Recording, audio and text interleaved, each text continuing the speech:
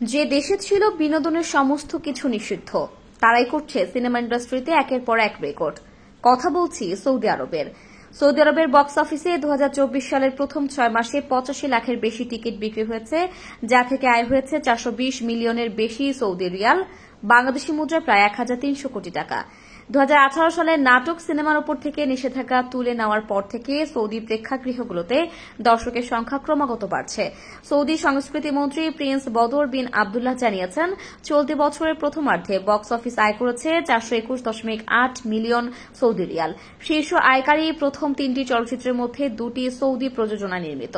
Vision 2030 পরিকল্পনার আওতায় 2018 সালে যুবরাজ মোহাম্মদ বিন সালমান বিনোদন জগৎ থেকে নিষেধাজ্ঞা তুলে নেন। সেই বছরে রিয়াদের AMC সিনেমা হলে প্রথম প্রদর্শিত হয় মার্ভেল স্টুডিওর ব্ল্যাক প্যান্থার। 2018 সাল থেকে 2023 সালের মধ্যে সৌদি আরবের সিনেমা খাত থেকে আয় হয়েছে 14 কোটি 26 লাখ ডলারের বেশি। সবচেয়ে বেশি আয় করেছে টম ক্রুজ অভিনীত টপ গান ম্যাভেরিক, যা 12 লাখের বেশি টিকিট বিক্রি করে আয় করেছে 8 কোটি 40 লাখ রিয়াল। সৌদি সিনেমাগুলো সফল হচ্ছে। তেলফাজ 11 প্রযোজনা প্রতিষ্ঠানের প্রথম ফিচার ফিল্ম সাত্তার মুক্তির প্রথম 12 দিনেই 22 লাখ মার্কিন ডলার আয় করে। বিশ্বজুড়ে সিনেমাটি আয় করেছে 11 মিলিয়ন ডলারের বেশি। তাদের দ্বিতীয় সিনেমা মানদুবও বক্স অফিসে সাফল্য পেয়েছে এবং বিভিন্ন চলচ্চিত্র উৎসবেও প্রশংসিত হয়েছে।